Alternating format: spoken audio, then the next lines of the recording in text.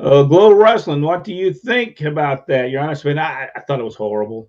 I mean, I didn't like it. I thought it was too campy. Almost the same reason I don't like wrestling now. I think it's too campy. I think they don't take it serious. I think wrestling is a drama. It should be a drama. It shouldn't be a comedy. Uh, no, no, did not like it at all, and I didn't think anybody had any talent whatsoever on that show. Brian Pearson, what do you think about Florida wrestling? Your honest opinion. Championship Wrestling from Florida was a tremendous wrestling company until possibly around 1984. This is my opinion. What happened to Florida? Kevin Sullivan and that whole gimmick that he did. Even though you'll hear people, well, it drew money, but I think in the end it also hurt business because the credibility became something that was just hard to deal with. There was such a credibility issue when Championship Wrestling from Florida was a believable product. Things that you seen happen was believable, but when they started putting Kevin Sullivan and he'd make Mike Davis think he was Dusty Rhodes and Mark Lewin, who had wrestled there for 20 years now, was the Purple Haze, and he believed he was the Purple Haze. And then you took a girl. It just did not work for me. And prior to that, though, you go back and look at the product, it was really good. I just don't think Kevin Sullivan was. I just don't think they should have allowed that to go that far. But I think the reason they went that far because Eddie Graham was into some things that he just didn't have the time to handle. And I think if he would have been the same Eddie Graham in the 1970s, I don't think he would have ever allowed that to happen. I don't think so. Hasso, I feel it depends on a few things. AWA was mainly like an amateur wrestling style. I agree. NWA was action in the ring, and WWF was entertainment, even if it was just to bring in a demographic. And that's true. They had a lot of wrestlers where they would bring in the demographic and draw the crowds. But it's smart. What's your opinion of WCW? Unfortunately, I had the opportunity to work there, not in a huge way by no stretch of the imagination. I helped book the developmental towns and done the ring announcing in several of the major cities and in these developmental towns. I just never seen nothing there. It was just Sting was horrible. Luger's was horrible. Uh, the Steiners, Mark Merrow, and they didn't care nothing about the wrestling fans. They thought they were so much smarter than wrestling fans were, and it was not a fun experience. I mean, I think I told this story before. Bill Dundee was he was doing Sir William with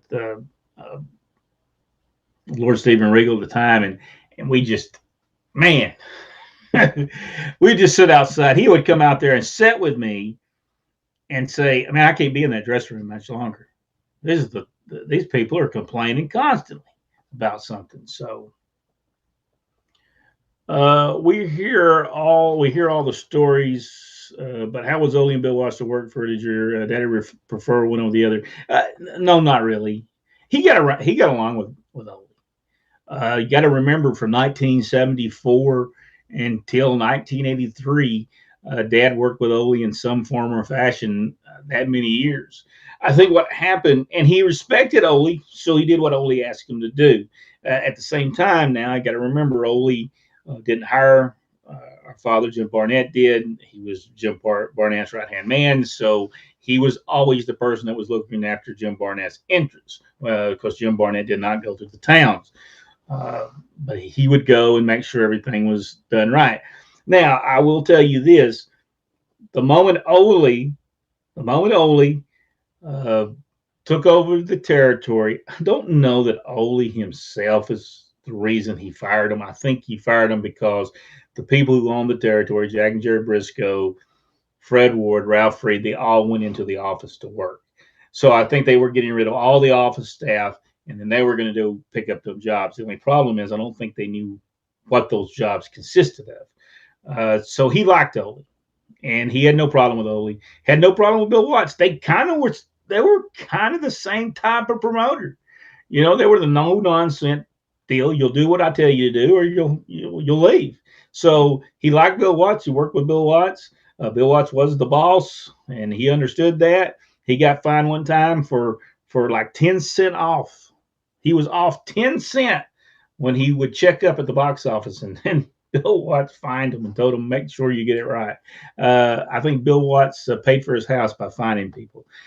So I don't think that he had a preference over Ole or Bill Watts. He loved his time in Georgia Championship Wrestling more than he did any place he ever worked. And then it would become it go Mid-South Wrestling after that, and his time in Continental. I won't say that he just amazingly loved the Continental days. There was a lot of issues at the time that we can go on to on a private thing one day. Do you remember the Iron Man tournament? And this is from Reggie Saunders. Do you remember the Iron Man tournament in NWA with Muta, Flair, Lex, Sting, and they had LD, Steiner's Doom? Was that the one that Reggie? Was that the one that he did in New Orleans? If that's the one they did in New Orleans, the Jim Crockett Memorial Tag Team Tournament that was done in New Orleans for 2 nights, I believe. I do remember it. I don't think it drew well. I think Rodney's finally joined us. I think he's finally joined us. We'll see if he can get on. You have made it. I've tried. Am I coming through here? Yes, you are. Finally, it's been quite interesting. But we'll get on with it. We are talking right now. We're asking a question. You said, "What about Mid-South Wrestling? What happened to it? Why is it not around no more?" Well, Rodney, we talked about this at length one time, and I know that when they talk to Bill Watts or they talk to any promoter for that instance, it was always an excuse of why the territory went out of business. And really, it became to a point of no talent. And Ken Mantell came in. I don't think this is what I believe that happened. You go from Bill Dundee. If you think back to it, Ernie Ladd was booking before Bill Dundee. Ernie Ladd kind of set the stage on Magnum TA. Bill Dundee came in, picked up the Magnum TA thing, and went with it. Turn Wrestling 2. The booking of 1984 and 1985 was decent. Ken Mantell comes in and starts booking sometime in 1986. When he comes in, he just brings all the talent from World Class. Does almost the same exact things in World Class that he had just done. Everything he did in World Class, he takes the Mid-South. I don't think that was smart. And his TVs never followed his arena shows. And Bill Watts wasn't making money off of TV. He was making money off of arenas, and it was like Ken Mantell didn't even care if the arenas drew or not. And that's the way that Bill Watts was making his money. And Bill Watts was just sitting there, and I guess at the time in Dallas, Texas, doing nothing. Well, it certainly seemed that way. You're absolutely right. It basically was a replay of what he had just done at World Class, and that show played predominantly throughout the entire Mid-South area for sure. To the fact is and another mistake was made is when, just like Georgia Championship Wrestling did, World Championship Wrestling changed its name, so did Mid-South with Universal Wrestling Federation, and the Universal Wrestling Federation was nowhere near Mid-South Wrestling. I would have thought it would have been better if they would have brought Chris Adams to be a part of the crew from 85, 84, the Freebirds against the Midnight Express. That would have drew money. But the Freebirds against DiBiase yet again was a terrible mistake. And the fact is, we also had Akbar. But when you said I think the key of the whole thing, it was the same talent. Great talent, but it was the same talent. There was no new anything coming in. At least when Bill Dundee came in, he brought people in the Mid-South that never seen. He brought the main thing, the Midnight Express. Jim Cornette, Dennis Condrey, and Bobby Eaton. Who did Ken Mantell bring in new that people had never seen before? Nobody. The most worst mistake was bringing Akbar back yet again. When opportunity came to expand on the talent they had the opportunity to bring in Jimmy Hart. They refused. Watts absolutely refused. He went with Sir Oliver Humperdinck and with Akbar. And I like both of them, but they're not a Jimmy Hart. They are not a Jimmy Hart. And they could have taken them to the next, and Jimmy Hart could have taken them to the next tour, to the next level. You brought in Jimmy Hart and you put Kamala and Kareem Muhammad with Jimmy Hart. That's a totally different storyline right there. But what they did is try to build on something that happened in 83. So it was basically rehash from what had happened before. Freebird's basically a rehash from when they were there in 79. So that's what they try to do. But of course, Mid-South had a history of that. They lose the Junkyard Dog and then spend the next 3 years trying to find the next Junkyard Dog. They lose the Rock and Roll Express, and then they try the next 2 years trying to find another Rock and Roll Express. Total mistakes. Absolute mistakes. But in the end, what happened, and I believe it happened with Jim Crockett, I think that it happened with Georgia Championship Wrestling, they turned their back on the people, the fans that made them. They disregarded them. They were looking across the across the fence, to another pasture, and it wasn't really greener over there. It looked that way, but it really wasn't. And so what they did is they tried to cater to another group while abandoning the people that brought them to the dance. It's a terrible situation. Not the first time we've seen it. Continental did the exact same thing. They abandoned the Alabama part that kept them going for years in exchange for Knoxville. Everything was Knoxville. In fact, we heard fans say, anything that happens in Knoxville. It doesn't happen anymore. It was a terrible indictment and it was absolutely true. Absolutely true. So that's my opinion of the whole thing. And like I said, you were right. The shows and the arenas were totally two separate things. And quite frankly, I'll ask you this question. Did you ever see Ken Mantell? No. Never saw Ken Mantell. Of course, we never went to TVs. Normally they were in Dallas and they were in Oklahoma. Never really saw the TVs anywhere else, but I never saw Ken Mantell. I even debate the fact he was even there. Absentee Booker. Absentee Booker. Yeah. And that the arenas were horrible. It was terrible. Absolutely horrible. We told the story one time when we didn't know Michael Hayes was one of the bookers. We didn't know he was one of the agents. I guess by that time they were calling them agents. We didn't know that. We just told him, said, listen, the matches are horrible. They're like you're never coming back. And he said, well, what do you mean? I'm trying. Man, we didn't know that he was doing it because we didn't know who was handling the shows because it wasn't our job, so we didn't care. We just knew it wasn't good. The booking was horrible at the time. As far as TV, it was great, but it never lived up. When you bought a ticket to go see it, the only matches that got over was John Tatum and the Missing Link, Journey, Missy Hyatt, and those are Missing Link had been there before. Not in the capacity that he was in. They did something different, but that was the only thing that got reaction. Everything else was kind of like Austin Theory and Bland Body Grayson Waller on SmackDown last Friday night. Crickets, absolute crickets. So Brian, what we're saying is, I don't think it was because not everybody in Louisiana worked for the oil companies and the oil.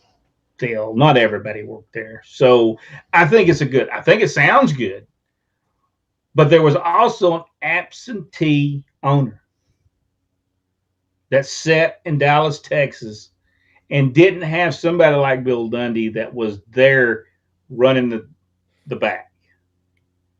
He just had yes men. Bill Dundee was never a yes man. He would never just tell you what you wanted to hear. And Bill Dundee was there every single night. Yeah. He and Grizzly Smith, and then after a while, Dad got there as well. But they handle the matches. Yeah. They handle the matches, and Bill Dundee was, I think, well liked by all the entire talent. It was a team effort. There was no backstabbing that I can remember at all. Of course, there was Terry Taylor complaining about everything, but then that's just Terry. You just have to take that with a grain of salt. But you're right. Bill Dundee was always there, and he was engaged. He was excited. He was motivated to be there. When you looked at some of the other people that we worked for, that they act like they didn't even care when they were there. No, no, and that was when you talk about the downfall of Continental Wrestling. It had nothing to do with Vince McMahon. It had nothing. It had to do with the owners. Just didn't care. Just did not care. And really and truly, when it came to it, didn't understand business. Really, just didn't understand the business. They understood maybe wrestling, maybe what they were doing inside of wrestling, but didn't understand. Well, Jackson, Mississippi, which was still decent, it had a decent following over there. That had nothing to do with oil in Jackson, Mississippi. Neither did Biloxi. I think the only parts that really had much to do with the oil industry was down in the coast area, Lafayette, Lake Charles. Even then, Lake Charles was still doing good. Baton Rouge and New Orleans. All the rest, I don't think had any much to do with the oil industry. We were talking about Humongous and Barbarian. I remember us saying specifically, no, they don't need to be. They don't need to be there. They need to keep them together. That's a great team. They need to be kept together. They turned them. They turned to Barbarian and put them with Jake. I will admit, Jake Roberts and the Barbarian drew great houses with Steve Williams and Ted DiBiase. Some great houses, great matches too. Some tremendous matches in that. And we got to see Jake where he should have been. Yeah. Everybody was already yelling DDT. Even before they turned him, everybody was yelling DDT. Jake was just cool. Even when he DDT Terry Taylor on the chair, people were kind of cheering. I mean, it was already there, and so it was a very. It wasn't a drastic turn that they did. It was just the Barbarian and DiBiase and Jake challenging DiBiase and Doc for the tag titles. Very simple, and the people chose the side, and it was Jake and the Barbarian. It was good stuff. It was good stuff, but after that, it kind of went downhill. Yeah, it was just on its way of going downhill.